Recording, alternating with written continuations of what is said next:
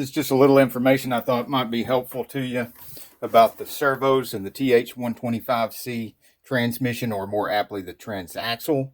That's also known as the 3T40 transaxle. First of all, you need to know there are 3 different sizes of these. The sizes are not measured here. They're measured here in the servo cover. So you have a small servo cover that's a 1.260. The medium is 1.495, and the large is 1.672. I'm going to go over part numbers too. The small one, you can see here, the OEM part number is an 8631702, and then it's the same part number for the medium, but it's a 3, the same part number for the large, but it's a 4. Now they also have casting numbers, so if you're looking through used ones, which is, you know, a good idea, because if they look that good on the bore, you know, you can Scotch-Brite that, and that's just as good as a new one right there. That one, casting number is 8643073. It's obviously not the small one, the 1.260. But to see what it is, just take your mic, stick it down in there, and let's give a look here. 1.495. It's the medium, 1.495. See what this one is. I know I've got at least a small one. That might be the big one there. Oh yes, that's the big one there. So that's good. So we'll be able to see the casting numbers of all 3 sizes.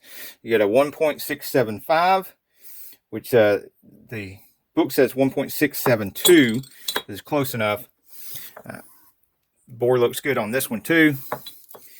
And then we have a small, obviously the small one here measures 1.264, and we've got 1.260 as the factory measurement. So definitely within specs, close enough and in good shape. So small, medium, large.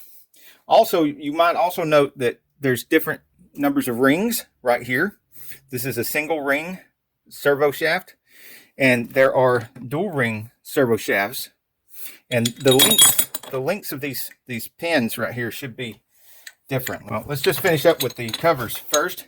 Number 1, the small cover, casting number 8631702. Medium, casting number 8643073. And large one, casting number 8643074. So there's a 2, a 3, and a 4 at the end of the casting numbers. Now there's no guarantee that these are the only casting numbers out there. Just I've got lots of them here. Let's see if we can verify. There's another 3074, and it's obviously the big one. Here's another 863074. Yep, 1.676. So just another one of the large right there, same casting number, ends in a 4. What else we got here? Ends in a 4. 3074. Measure it. Yep. 1.6. Goes here with the large ones. And then we've got a second small one here. 8631702. 8631702. Same casting numbers for the same size. So I hope that gives you an idea of what to look for. Oh, we were going to measure these. The length of these shafts. Uh, 3.08, and that has a single ring. Where's the dual ring we had? Is that the single ring? Yeah, single ring. There's the one with the dual ring on it. 3.03 versus 3.08. So the single ring here, the ID ring here, the single ring is actually longer than the one with 2 rings. Let's see if that's on a, and it happens to be on a medium size servo. Fits right down in that medium cover.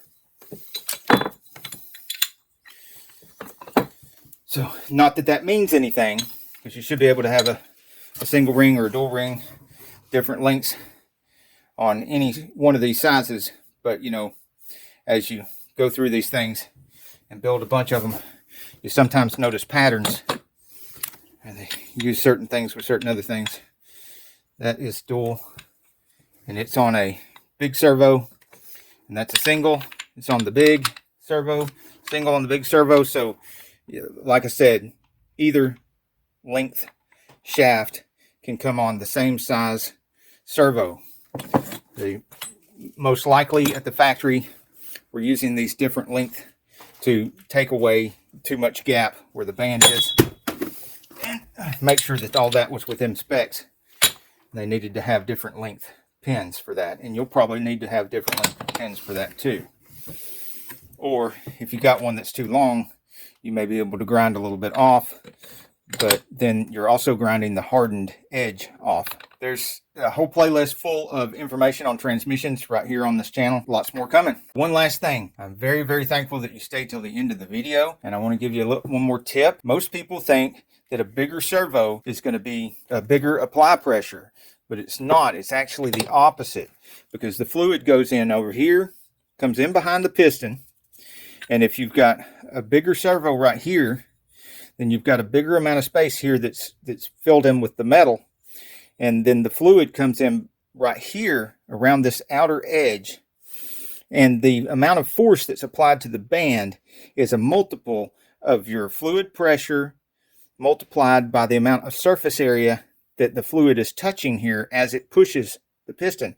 Okay, and look, this covers up a lot of surface area, so fluid can't get in this area. It can only get from here to this, from this seal to this seal right here, and push on this part. So now take a good look at that and how much surface area there is there, and then look at how much more surface area there is right here that the fluid can push against. Now, of course, it's pushing that way, but still, the same amount of surface area here is the same amount of surface area that it can touch on the piston, on the back of the piston. And so, actually, the smaller the servo is here, the more fluid can go in there and push, and the more force you will have on the band apply. It's the same situation on 700 R4s and 4L60Es, whether it be Camaro, Corvette, whatever. The bigger the servo is here, the less force you have. The smaller the servo is here, the more fluid can get behind there, and the more force for your apply. Till the next video, get off the couch and get dirty. Hey, if you like this video, we got a whole lot more. We got tool reviews, we've got repair videos, we've got show car videos, hot rods, mod rods, you name it. If it's got wheels on it and an engine, it's probably on this channel. So subscribe, like, and binge watch Saneauto. Binge watch Saneauto.